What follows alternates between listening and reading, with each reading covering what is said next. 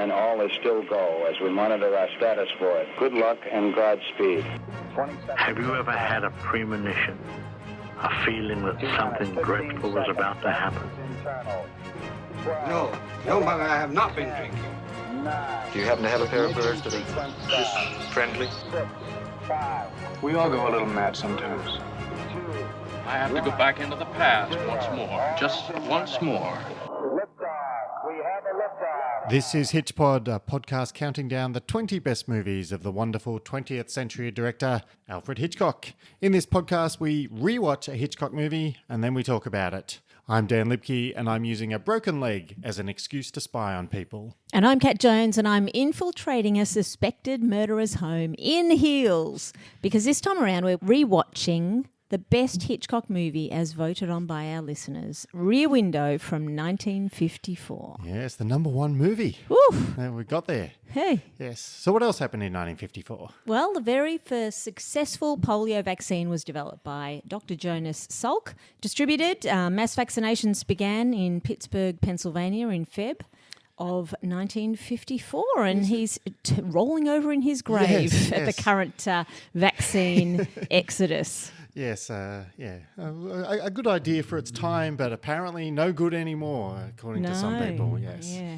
In other news, Roger Bannister became the first person to run a mile in under 4 minutes. They used to think it was impossible, and he said, no, anybody can do it, as long as they're Roger Bannister. It's crazy that I know who Roger Bannister is. I mean, I would not normally take any interest at all in such milestones, but anyway, it was literally a milestone, right? It was a milestone, yes. And in that year, the US Supreme Court ruled that racial segregation in schools was unconstitutional. Well, they're very forward-looking in 1954 in I'm not America. sure that would happen with the current justices. Just saying. Yes. The first nuclear-powered submarine, the USS Nautilus, was launched. That was something. This feels very much like an advanced year here. 1954. Yeah, they knew what they were doing. Yeah. Sports Illustrated magazine published its first issue on August the 16th. Yeah. Is that the magazine with just women in swimsuits? I think there used to be, I don't know if they still have the swimsuit edition, but for many years in my youth, they did have the Sports Illustrated swimsuit edition. And I think Elle Macpherson was the it girl on that for several years. The number one song of 1954 was Mr. Sandman by the Chordettes. I love that song. Yes, well, it was kind of the last burst because a new genre of music was beginning to bloom because Bill Haley in his comments also recorded Rock Around the Clock. Yeah. And Elvis Presley had also begun his musical career, so rock and roll was about to hit the radio waves, but there was one last year before it did so. The best-selling book of that year was Not As a Stranger by Morton Thompson. That was a story of a young doctor who sacrifices everything for his career. Like Salk. And of course, Marilyn Monroe married baseball player Joe DiMaggio on January the 14th. How many days did that last? They divorced in October, so all right. a few months. I won't make you work out the days, but not long. Not long. But speaking of which, from the Onion's Guide to Our Dumb Century, they did have a front page dated September the 18th, so they were a little bit behind the news. But the headline was, Nation Captivated by Fairy Tale Wedding of Sullen Loner, Depressed Pill Popper. Pitiful couple called American Royalty. So there you go. And of course, 1954 saw the release of Rear Window. Yes, and I think you're going to recap it for us, yes. aren't you? Yes. But before you do, just a reminder that Hitchpod episodes are up on YouTube these days. If that's your preferred listening style, you can get to that via youtube.hitchpodonline.com, and you can also subscribe to my newsletter, newsletter.hitchpodonline.com, and that's got a wide variety of topics, one of which is movies, and often Hitchcock movies. Yes. So, off to the recap of Rear Window. Professional photojournalist L.B. Jeffries, Jeff, is recuperating in his Greenwich Village apartment. He's got a broken leg, and that's a result of some kind of foolish photo shoot in the middle of a car race. Yes. Not the greatest idea. No. Anyway, he's confined to a wheelchair. Now, he has nothing but time to kill during a scorching New York heatwave, and Jeff does what any red-blooded photographer would do. He spies on his neighbours through the rear window of his modest two-room apartment. How do we know it's two rooms? We only ever see one of them, don't we? That's true. I guess we just assume that there's a bedroom. Two rooms, yeah. There's a bedroom and another room. He doesn't spend much time in his bedroom, does he? Anyway, this is a prescient foreshadowing of social media. Yes. He is looking at his neighbours. His neighbours include Miss Torso, a dancer. She's probably the most famous neighbour, right? I think so, yeah. There's there's potentially one more. Maybe there's a plot-related neighbour as well. There's also a struggling songwriter with writer's block. Unnamed? Unnamed, I think, yeah. Yeah. Then there's Miss Lonely Hearts. She stages phantom dates with imaginary suitors. There's a pair of happily married newlyweds. And there's also a travelling jewellery salesman. He's less happily married and he has a bedridden wife. Yes. Also, Jeff has regular visitors. He's got a full social life, doesn't he? He's got a good social life. He's got Stella, a middle-aged nurse who provides his care and meals while expressing her moral disapproval of his peeping. She also peeps a bit too, though. Yeah, a little bit, yeah. Yeah. And then there's Lisa, she's an elegant socialite and fashion model who happens to be his girlfriend. Now, Lisa wants Jeff to abandon his globe-trotting photojournalism career and settle down with her and get married and become a fashion photographer instead. I think that's how they met. Yeah, probably. He was taking photos of her maybe in the off-season. Yeah. Anyway, Jeff thinks this sounds like a fate worse than a broken leg. He would rather be off in Africa, in dangerous, up the Himalayas and down the Nile and the Amazon and getting run over by cars. One night, though, Jeff hears a woman's scream, followed by breaking glass. And he's sleeping in his wheelchair at this point. And later in that evening, he witnesses Thorwald, the jewellery salesman, making suspicious late-night trips, carrying his sample case. And that is followed by Thorwald leaving with a woman obscured by a large black hat. Don't know that we ever find out who the woman is, do we? Anyway, sure. When Mrs. Thorwald continues to remain hidden from view, Jeff becomes convinced that Thorwald has murdered his wife. He's not able to convince anyone else of his suspicions to start with. He's got a mate on the police force, and Jeff attempts to prove the murder through observation. Eventually, he does persuade Lisa to help him investigate. I think Lisa realises this is the only way to keep Jeff interested. Yep. Their investigation culminates in this dangerous confrontation when Thorwald discovers they know his secret, and Thorwald attempts to murder both Jeff and Lisa. And the climax kind of unfolds in Jeff's apartment as Thorwald returns to retrieve evidence. This leads to some kind of physical struggle, and Jeff falls out the window and has a comical second broken leg. Yep. In the middle of a murder, only Hitchcock could make this a comical moment. Yep. But on the plus side, he now finally seems to be happy around his beautiful and adoring girlfriend. Isn't that good? Yeah. Yes. Do you have lodgers in your loft, stomping around, seducing your daughters and murdering the neighbours? Then you need Lodger Be Gone, an ultrasonic pest repellent solution to your unwanted lodger problems. Lodger Be Gone. Sound waves not included. All right, so as always, and for the last time, I have written 3 jokes and a limerick on the movie. Now, this may not be the last time because, of course, we will continue to do podcasts and there could be more jokes to come in the future. So maybe. For the last time this season. Yes, for the last time this is our last movie we're reviewing here. Number 1. And spoiler, I may have bitten off more than I could chew with 3 jokes and a limerick on every one of these. Yes. I've sometimes struggled. Nevertheless. I mean, 1 joke probably would have been fine. Would have been enough. But nevertheless, I did do 3 and a limerick, and Kat will, of course, as always, give the thumbs up or thumbs down on the jokes and the limerick. So the first joke goes as follows. Interesting fact, Jimmy Stewart originally thought this film was going to be a one-man show because Hitch just pointed at him when he asked, "Who's in the cast?" Oh, God. Oh, that's a thumbs up on that one. That's good. Good pun on cast. Yes. There was more miscommunication on set, though, because apparently Stewart completely improvised the scene where he scratches beneath the plaster cast after Hitch explained that his character doesn't want to be with Grace Kelly because he has itchy feet. That's a thumbs down. Fair enough. One more pun, perhaps, for you. Raymond Burr was a less successful improviser, though, because in the editing booth for the scene where he attacks Stewart, Hitch had to remove Burr's ad-libs, in which he repeatedly shouted, "It's curtains for you." Oh, I think... That's a thumbs down. I think it's a thumbs down, yeah. Anyway, couldn't resist all those puns. Here is the limerick, though. A photographer peers through a blind and begins investigating crimes of the kind that involve missing wives and the taking of lives. tricky because he's wheelchair confined.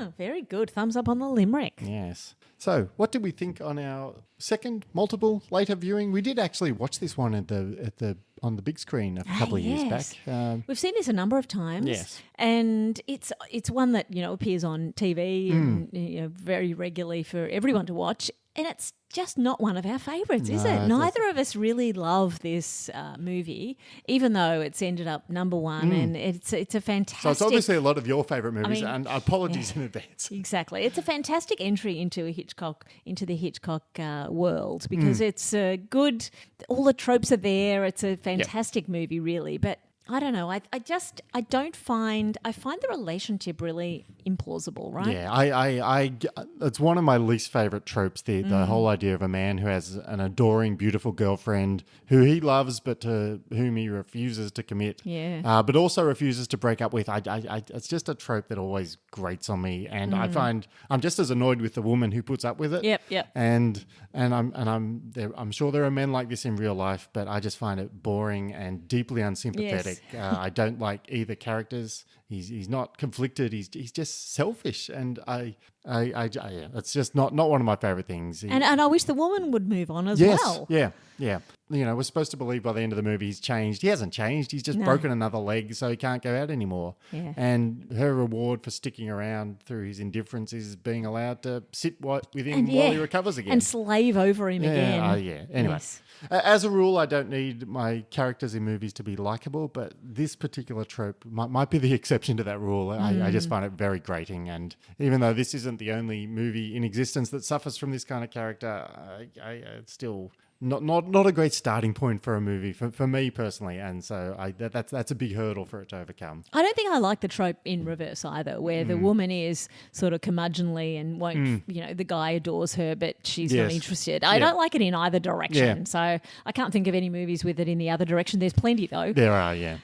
Anyway, setting that aside, there's such a lot of good stuff in this movie, and I think this rewatch in particular, where I was trying to be critical, I just thought, no, actually, I think I like this more than I thought the first time around. Yeah. And, of course, on the first watch, this was our first movie that we podcasted about. Yes, it was, many years ago, back in 2016. So it's certainly one that we can really look at with fresh eyes. So each window is a version of Jeff, isn't it? He's seeing his own future, his past, his present, different versions of himself and what he possibly could be, which is really clever. Yes. He's like Doctor Strange. He's looking at all these possible futures. I don't think if I noticed that before, it hadn't sunk in properly. I think this was the first time that I was able to kind of fully recognise that, wait a sec, these are all his possible futures. So. Yeah, and someone at the other end could be looking in at him and making the same assumptions about him. And it only just occurred to me that there are a bunch of windows around him that other people were looking into as well. Like Raymond Burr looking across at all of the other, I wonder who they are in those other apartments. And that's a kind of a very cool concept of everyone being around this courtyard. Yes. So just going through the possibilities of his future. So he's got the newlyweds, obviously. That's kind of the happy ending that he's apparently fearful of, like this kind of blissful relationship. Or at least repressing, because he doesn't want to be in that situation where he's having to constantly have sex, because at the moment he's in a cast, right? So that's actually quite threatening. Yep. And Miss Torso is basically, it's almost the potential future of Lisa. Like, she's glamorous and confident and she's surrounded by admirers, but if she keeps pining after Jeff, she's going to, miss out. But we see at the end of the movie that, there is an alternative. There's a perhaps less impressive suitor comes back for her. So she's got an alternative. She can she might find somebody else if Jeff doesn't sort himself out. Yeah, that's right. That's a warning of what will happen if he doesn't snap her up. Then we've got the songwriter, who's also kind of stuck indoors, sort of creatively stuck and a bit blocked and unable to pursue his passion and not really being as creative as he might like to be, which is what he thinks his future will look like if he settles down. And then, of course, he's got Miss Lonely Hearts, which is kind of represents the kind of cost of independence if you take it to its extreme, because she's alone, doesn't have any relationships. Yeah. That's what he could be if he keeps pushing her away. So yeah. And then, of course, you've got the very dark ending of Thorwald and Mrs. Thorwald, the resentment, the entrapment, the violence, the being stuck with someone who's a burden, and she's imprisoned as well. Yep. That kind of slow murder. And I guess we're supposed to understand that Thorwald has a girlfriend that he talks to on the phone and his wife gets annoyed about, and then maybe that's the woman at the end. Yeah. So, lots of different versions of potential Jeff. Yes. I did also like the idea, and we did mention this the first time around in 2016, that the windows are like a form of early social media for him to kill time on. I like the idea that instead of doom scrolling, he's room scrolling, just going through all these different rooms. Yeah, indeed. So that's our quick take on our opinion on Rear Window, and the plot. I mean, I've never liked this plot of has Thorwald murdered his wife or not. It just seemed completely unconvincing the first time around, and not enough of a mystery to really get anyone invested in. And then at the end, you find out, he did murder his wife. Well, there should have been more clues. I kind of don't like the way that plot develops at all. But anyway, let's move on to perhaps some of the scenes that we want to deep dive into. Yeah. So the most famous scene, we always ask what's the most famous scene of the movie and whether or not it's overrated. And it's hard to pinpoint the most famous scene of this movie. It's not like a Psycho or a North by Northwest, where there's ones that leap out at you or leap into the shower with you or fly down and storm you. But we think maybe that the kind of climactic attack where he's in the wheelchair and Thorwald is coming through and attacking him, and he's shooting at him with a camera flare. Yes, he uses his own tool, which is the flash bulb on his camera in the olden days, which really did shine in people's eyes and make your eyes all kind of go red in that classic red light moment of the flash. And so he flashes a number of times at him, and he's quite quick with it. We're seeing how he's very quick-witted with his camera, but it doesn't end up stopping Thorwald. No. But it is a good moment. Is it overrated? Probably. Like I don't think it's kind of a fun idea for a climax, but the moment's kind of limited by the fact he is trapped in the wheelchair. Like you can't really have much of a struggle. So it's very one-sided, isn't it? And we kind of know that Thorwald's going to get there, and also that this plot. It's like what was Thorwald thinking by throwing him out the window? It doesn't kind of make sense from a plot motivation point of view. But overrated, probably. It's not that great, that climactic scene. Yeah.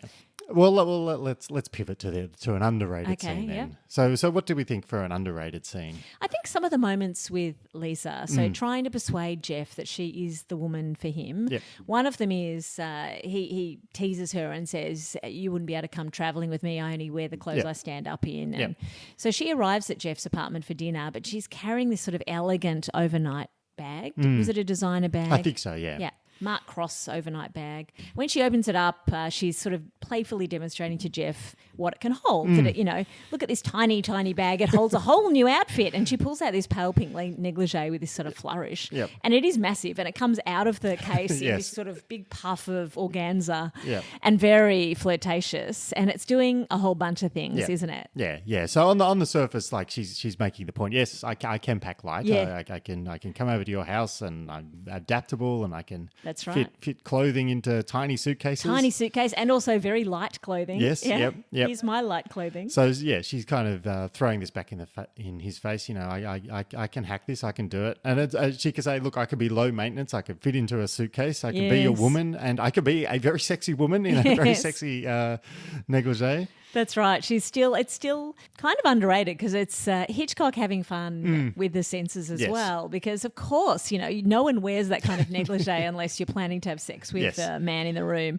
So we're not going to get to see that, but it's extremely clear. I don't know how they get the cast off, but it's very clear that she will be flirtatious with him, and coming over and having dinner with him, and here's my overnight outfit. Like it's a very playful scene. Yes, and the other element is that his detective mate comes over, and he can't take his eyes off the negligee, and that's kind of a mirror of the voyeurism because the whole film has been about him kind of assessing people based upon what he sees, and all what of a he can sudden, see, all of yeah. a sudden, the detective's having a look and going, "Oh yeah, I see what this is all about." So yeah, it's a kind of a little microcosm of the movie as a whole. Yeah, so I think that's really very underrated, and of course gives a chance for Edith Head to show off the fabulous outfits that she's capable of. And also, I like the idea. She also doesn't just bring out the negligee; it's this tiny, tiny pair of silk slippers as well. It's just beautiful. Yes.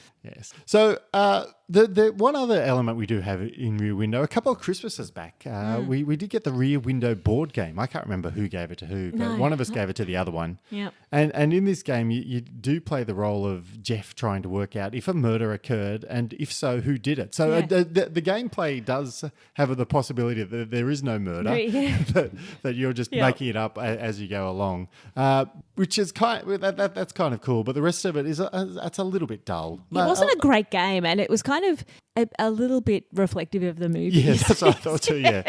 It's I think we played it a couple of times before putting it back in the cupboard. Yeah, we should get it out again. Yes. But meanwhile, over on Patreon, we're still going back to watching some movies from the Hitchcock era that have Hitchcock-esque qualities. Our most recent watch was 3 Days of the Condor, featuring the recently departed Robert Redford, and we had a few thoughts on that one that we discussed over there. So you can join in on that for a couple of bucks a month. So pay the $2. Pay the $2.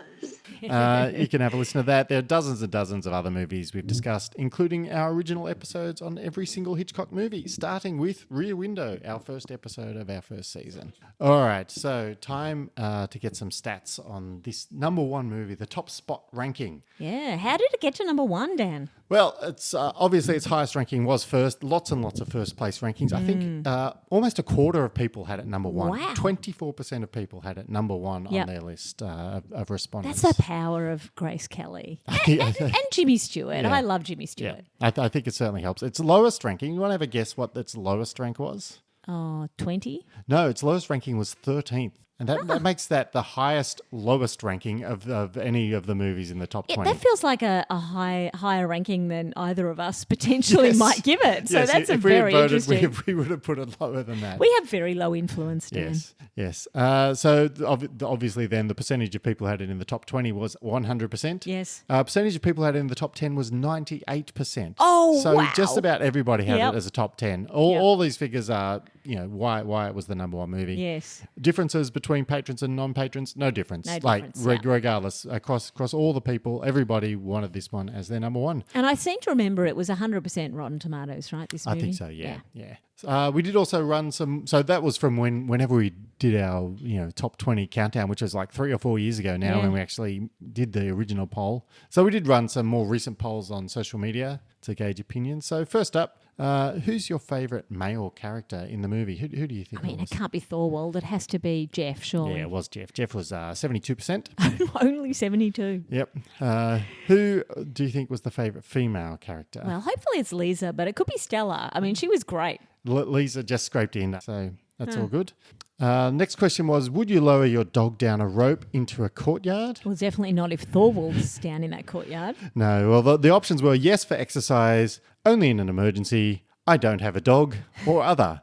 And I don't have a dog one with 50%. What's wrong with you people? Why don't you have dogs? I don't know. Maybe Thorwald's killed them all. Yes, maybe. And the final question was, what's the most legitimate reason to spy on your neighbours? Options were, my leg is broken, it's really rather hot, one of them is a murderer, or other.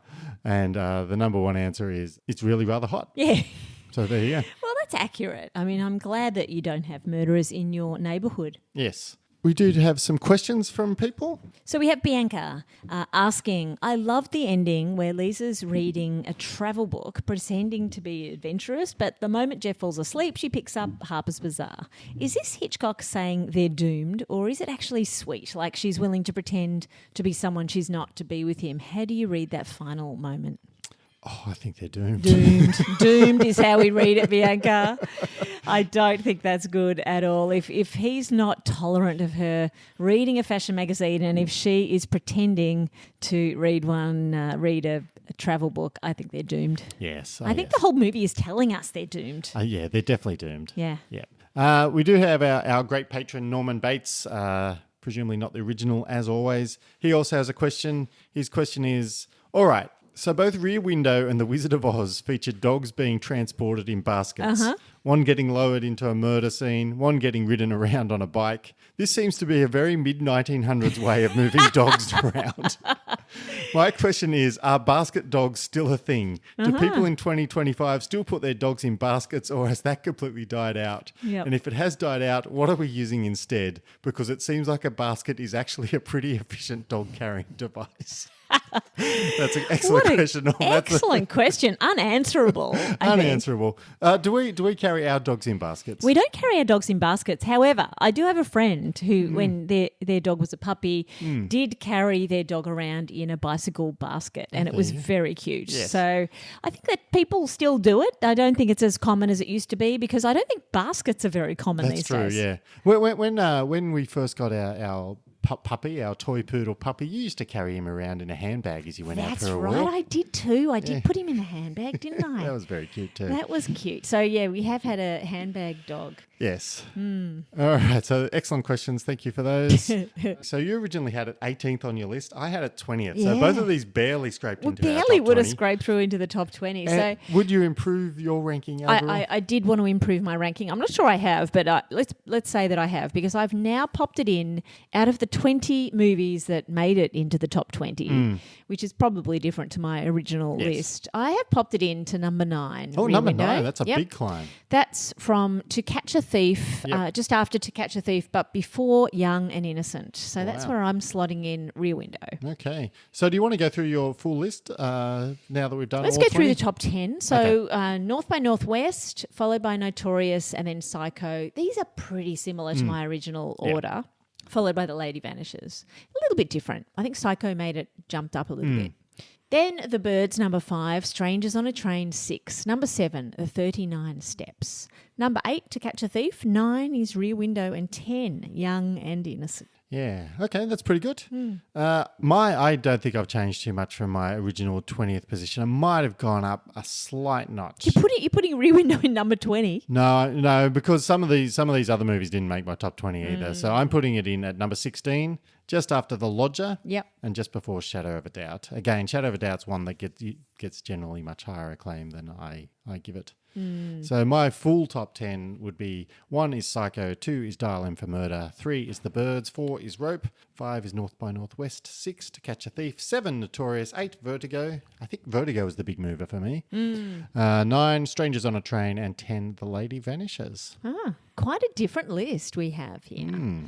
So we love your top 20 though, all of our listeners. It's been fantastic to go through them. And don't worry, it's the end of the top 20 by getting to our number 1, but we are planning another season of HitchPod. So more info fire. on that to come. Yes, but we are going into a deep dive into one of the scenes now. So ordinarily this is where we would play the audio of the scene and then talk about it. But the whole point of the deep dive in this particular scene is that there's no audio involved. It's an example of Hitch telling us stuff completely visually. So if you want to get that experience, you can pause the podcast for about 90 seconds, pretend that you're listening to the audio of this scene, and then or go away and watch. Yes, or you can go away. The opening scene, because that's what we're talking about. We're talking about the opening scene of Rear Window. So we pan across to find Jeff, and then Hitchcock silently drops the exposition on us. Yes. So have a watch of that. It goes for about 90 seconds, and we are going to describe the deep dive into that opening, how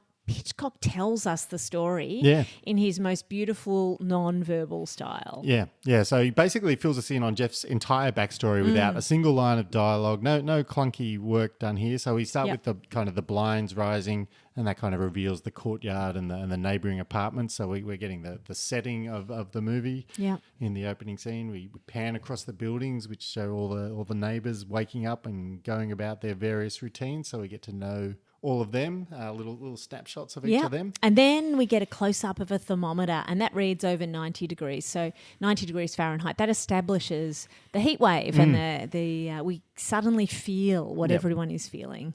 Yep. And then we move into Jeff's apartment, so we spot him sleeping in his wheelchair, so we learn a little bit more about him. He's sweating, and we pan down to see his leg in the cast, and we see there's an inscription on the cast. The inscription is here, like the broken bones of L.B. Jeffries. So very cleverly, he's told us the name of our main character without anybody having to come in and say, "Oh, hello, what's your name, sir?" Yeah. No, we know. So, and we also learn by this very fact that there is at least one person in his life willing to write on his cast. So we learn something else about in a it. humorous way too. So Yes. we know straight away he's not a serious man, or not too serious. And then the camera then pans to a smashed camera on the table, and then we know, okay, he's a photographer. I wonder if the accident that gave him the broken leg also gave him the broken camera. Yes. And then we get more hints that, yes, that is exactly what happened because we got a framed photograph of a racing accident. So a tyre basically heading straight at the camera, which is a good clue as That to he how... managed to take a photo of as it raced towards So that him. tells us a bit about his personality as well, that he's still going to take this shot even though there's a tyre racing straight at him. And that says racing cars in the background and he's on a racing track. Yep. So we get that photo. We learn how he breaks his leg. And then there's more photography equipment and a framed photograph of a beautiful woman. And that's presumably the important someone in his life. Yep. And then there's a reverse image of that, a negative showing that it's not just a photograph of her. He's taken the photograph and that's his thing, Yep. as if we didn't know it before. Yeah, and then we also spot that same woman happens to be on the cover of a magazine, and that magazine has the title of Paris Fashions. So she's a fashion model, a socialite. It's even telling us how they met. Yeah, because pretty much, yes. the negative is there, which Yep. means he took the photograph and then that same photograph is on the magazine. Yeah, and so that's 90 just seconds, and wonderful. it's just told us everything you need to know before this story even begins. So very, very, very, very clever stuff from Hitchcock. Yes, incredible. And just all of the skills from his silent film era to get across that information without having to dump that backstory, that showing, not telling, Yep. is just masterful in this. Yep. Absolutely masterful. Yeah, loads and loads of world building and character information. Not a single word being uttered. Yeah, very good. And then the book ending, right? Yeah, and then he repeats the trick at the end of the movie. Like Yeah. he bookends everything for us perfectly. So very, very neatly done. It's delicious. But I find the ingredients are somewhat mystifying. What do we put in our potatoes to make Frenzy potato chips so tasty? We'll never tell. Frenzy potato chips. Share them with that someone special you just met. Of course, Hitchcock liked to redo ideas from his own movies. So the 39 Steps turned into North by Northwest, etc. The Man Who Knew Too Much turned into The Men Who Knew Too Much. Anyway, let's assume Hitchcock had a further 70-odd years. 71, 71 almost 72. years to think about it. What would he change if he was doing Rear Window today? Yeah, so the first thing we always do, as suggested by Freddie over on Patreon, we ask an AI service for alternative titles. So here are some options for Rear Window. You, as always, get to give the thumbs up or thumbs down. It suggested Frame Job. Thumbs down. It also suggested Window Panes with an I. Oh, okay, window panes. No, that's not too bad. Yeah. It suggested, and I assume it just stole this from James Bond, A View to a Kill. Okay, that's definitely a thumbs up. Yep. That would have been all right. That would have been okay. And I also don't mind this one, Blind Spot. So looking through the blinds. Yes, blind spot. That's not bad. I think they're reasonable Yes. ideas. So what else might be changed in this kind of modernized version of it? We need different professions Yes. for the people on the other side of the courtyard. So what would they be? I mean, we're not going to have a composer or a dancer, are we? I mean, Miss Torso, who's clearly a dancer in the original, must be just someone like an influencer, Yeah, I think, makeup yeah. influencer or Yeah, something. yeah. We have her doing her makeup and taking photos of herself with appropriate lighting. Yeah, and she's on Instagram and TikTok and all she's that got stuff. the ring light and Yeah. So that means Jeff's kind of basically spying on her early takes. So everybody could see her perfect takes that get posted to social media, but he gets to see the behind the scenes earlier. So she's doing fitness videos and posting her workouts and getting deliveries constantly of different kinds of yoga pants that she's then posting the unboxing for. Okay, so that's great. I like the idea that maybe the songwriter doesn't write songs anymore. He's got a podcast. He's got a little podcast empire in his room. Yes, I think that's fantastic. And then what about Miss Lonely Hearts? Is she just constantly scrolling the dating apps? Yeah, right? yeah, she's on Tinder. Yeah. She keeps getting ghosted or something. Yeah, very, very She sad. keeps clicking that she's going to go out for on a date and they never turn up. Yeah. Okay, that's fantastic. Yeah. I also think a more modern one, Jeff would have more options to investigate what was going on. So you could set up like various security cameras. But I think in the modern world, I think Jeff could actually get a drone. He could get Amazon to deliver him a drone. Yeah. And then he could spy more effectively. He'd send it up, That would be zooming around the great. thing. Lots more options. And I think you could integrate that into the plot pretty easily too. It could like get tangled in on Thorwald's fire escape or caught in his window or something. Lisa and then has to go and retrieve it. Yeah, exactly. So I think that's part of it. So I think that could work. You could integrate that into the plot easily enough. Yeah, that's right. And of course, Lisa wouldn't put up with Jeff's shit, would she? I would hope not. Yeah, yeah. Or alternatively, switch the genders, or maybe it's a gay relationship. You can do anything, but just don't have them. One person pleading for the other, and the typical and woman pleading for the marriage. I think that's much better. Okay, so sounds good. Yes. All right, so we've now got the alternate plot. What about the modern actors that Hitch would cast in the parts? I mean, Florence Pugh is who? Well, I think we should go with this gay relationship. I think Florence Pugh is Jeff. Let's make her the photographer. Like we've had her in every movie. She's got the broken leg. She's in the wheelchair. Yep. Yeah, and then I think someone like Margot Robbie is the Lisa role. Yeah, perfect. Yeah. So they're together. Who's Thorwald? Well.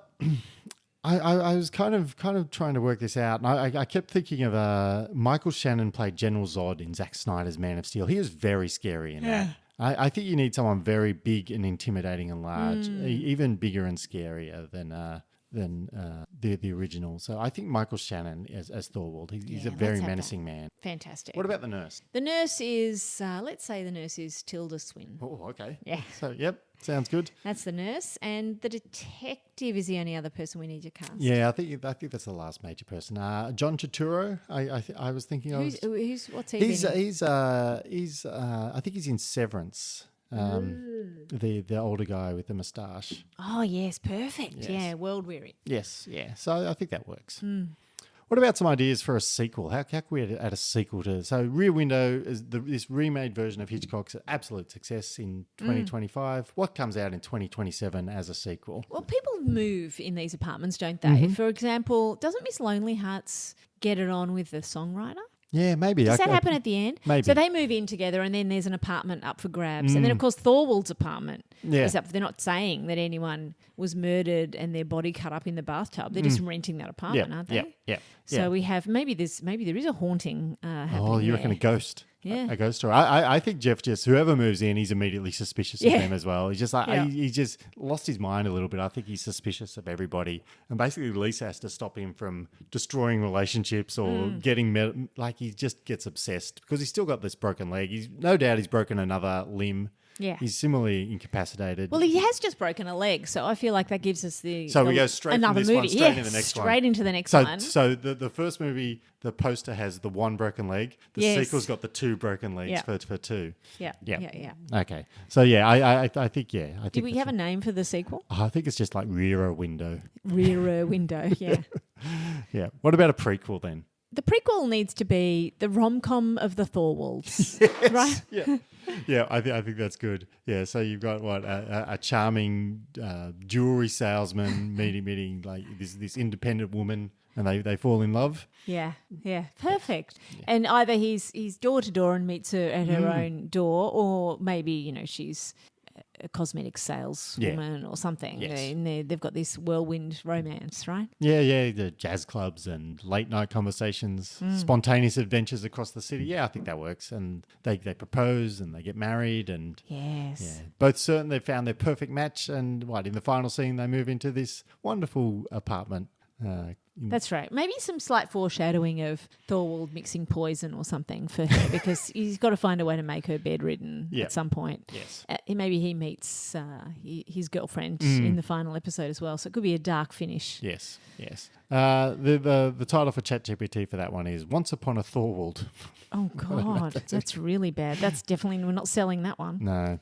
What about, all right, the 8-part TV show? Which minor character would get his or her own show? I think we might have 8 parts and one is in each apartment. I think that's a possibility. Yeah. And, you definitely... Do we follow Miss Torso? She's already got a man. What about if we follow Miss Lonely Hearts? Oh, I think that works. Of it? Yeah, I like the idea that Miss Lonely Hearts, we think that she's the rejectee the whole time. I reckon she might be the rejector. So Yeah, I think she's setting up all these actual dates, and then she goes, "Nah, you're no good for me. You're not good enough." Yeah. So I think we could follow her staging these elaborate. She's just in a cycle of real life where there's no one on any of these apps that is really worthy of anyone else. Yeah. So every man, like some of them might be okay, but it doesn't matter. She finds some kind of nitpicking flaw, or some of them are terrible as well. Yes. She rejects them all. End of each episode, the rejected man has to just go off to meet other rejectees at a bar, and they all drown their sorrows together. Yeah. And Thorwald's at that bar, of course. Thorwald's always most at of the bar. time. Yeah. So I think the title for that one is The Lonely Hearts Club: Band. Right. Get rid of the colons, generative AI. So what are we going to watch next if we love Rear Window, which we all do? Well, before we move on to that, happy birthday to Spellbound, which is 80 this month. Oh, good grief. Congratulations, Spellbound. Slightly belated happy birthday to Murder, ! Which just turned 95 years old. Poor old Murder, ! Well, no relatives left, no fans. Well, it's got The Pleasure Garden, which just cracked the 100-year mark. The Pleasure Garden is 100 years old. The Pleasure Garden, that title has not aged well. No. All right, well, according to Google, if you enjoyed Rear Window, you will also like Laura from 1944. Police detective falls in love with the woman whose murder he's investigating. Stars Gene Tierney, Dana Andrews, and Vincent Price. I think that was also recommended for Vertigo as well. It's a kind of a cross between Vertigo and Rear Window. We may watch that one at some point. Yes. What else does it recommend? There's a 1974 movie called The Conversation. Harry Cole, a reticent surveillance expert, gets into trouble when he suspects the couple he secretly recorded is going to be murdered by his client. That's directed by Francis Ford Coppola and stars Gene Hackman and a young Harrison Ford. Yeah, baby Harrison. Wow. And the third one recommended was Wait Until Dark from 1967. Susie is blind and stays with her husband Sam. Yep. A woman hands over a doll containing heroin to Sam, which he unknowingly takes home. Yep. A group of gangsters make terrifying plans to get the doll back. Stars Audrey Hepburn and Alan Arkin. And as always, if you don't like Rear Window, or even if you're reasonably indifferent to it, then you may be indifferent to those movies. But everyone loves Rear Window, yes, as we've established. Yes. What is our next movie then, Dan? Well, next year. Next year, yes. Our next movie would ordinarily be a face-off between Rear Window and the picture that beat it to the Best Picture Oscar, except for one thing. We already covered On the Waterfront when we watched Dial In for Murder. And we didn't really love On the Waterfront, so we're not going to go back and rewatch that. So instead, we're just going to wrap up the second season, the countdown rewatch of the 20 best Hitchcock movies right here, right now. So thank you for watching along with us. When we said next year, we didn't mean 2027. No. We did mean... Yeah, depending on when you're listening to this. It is 2025 for us at this minute. So we did mean next season... In 2026, we will be commencing season 3 of HitchPod. Or maybe season 6. And if that doesn't make sense to you, that's okay. It's not supposed to make sense yet. We will we'll reveal more. So stay tuned on that. It doesn't make sense to me either. Yeah, well, we'll make it make sense at some point soon. But stay tuned. Don't unsubscribe. Don't delete your podcast feed. No, there is it's coming going to be back. more stuff coming. But until then, I'm Dan Libke, lowering my dog down the fire escape on a rope. And I'm Kat Jones, hosting an intimate dinner party for one invisible guest. Thank you for listening to HitchPod. Please come and talk to us on Blue Sky at hitchpodonline.com or on Facebook by searching for HitchPod. And you can also email us directly at feedback@hitchpodonline.com. And if you want more Hitchcock content, please consider becoming a HitchPod supporter. Just go to patreon.com/HitchPod. And for as little as $2 a month, you can get access to our Season 1 coverage of every single Hitchcock movie, as well as bonus episodes on Hitchcock-esque movies. Invitations also to watch live rewatches and much, much more.